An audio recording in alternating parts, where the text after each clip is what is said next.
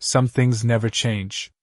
Manchester United still cannot win or hold the lead away from home in Europe, and Jose Mourinho remains unable to keep his counsel when nursing a sense of injustice.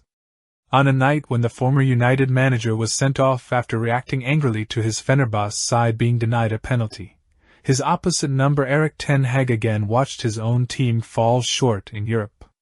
United have won just once in Europe in the past 19 months now.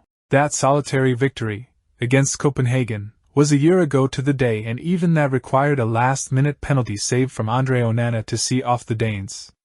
Onana was United's hero again here, the goalkeeper making a stunning double save from Youssef En-Nesyri in the first half, even if he was powerless to deny the Fenerbahce striker an equalizer soon after the restart after Christian Eriksen had opened the scoring. That goal came a few minutes before another big turning point in the game when referee Clement Turpin took a lenient view of a challenge by Manuel Ugarte on Bright Osayi-Samuel that Mourinho was convinced should have resulted in a penalty, and was not afraid to tell the French official as much. Mourinho's fury would earn him a red card. His fitness coach Stefano Rapetti was also sent off for joining in the protests, meaning Mourinho was forced to watch most of the second period from the stands. And by the end he was clear about how he felt the game had gone. "They got a point against us," the Fenerbahce manager said. "We didn't get a point against them."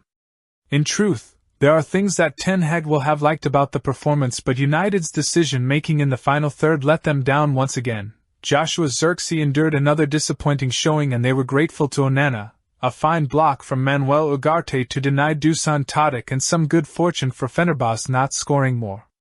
They also cannot hold on to a lead. Ahead against 20, Porto and now Fenerbahce, United have failed to win any of those first 3 Europa League games. In fact, they have held the lead on 6 occasions in their last 4 European away matches now, and have been unable to win any of them. The injuries are starting to rack up too. Antony was the latest casualty, the Brazil winger being taken off on a stretcher only 16 minutes after coming on as a second half. United came into this with 8 injured players and Bruno Fernandes suspended, and Ten Hag responded by deploying the full-back Nasser Mazraoui as a number 10 playmaker. The Moroccan did not disgrace himself by any means, but the experiment was abandoned after 55 minutes, with Zirkzee making way for Rasmus Højlund and Casemiro brought into midfield and Mazraoui returning to a more familiar full-back position. United looked better for it. United had taken the lead in the 15th minute with a finely worked goal on the break after Ugarte had won possession off Fred, exchanged a quick 1-2 with Eriksen and released Alejandro Garnacho in behind. Garnacho drove forward and found Mazraoui, whose pass momentarily forced Zirkzee to check his run before laying the ball off for Eriksen to rifle a shot into the net for his 4th goal of the season. It would prove the highlight of Zirkzee's night, the Dutchman, with 1 goal in 12 games, hauled off 10 minutes after the restart as Ten Hag shuffled the pack. United had looked good going forward until it got to the final ball. Garnacho found himself in dangerous areas, but his decision-making let him down.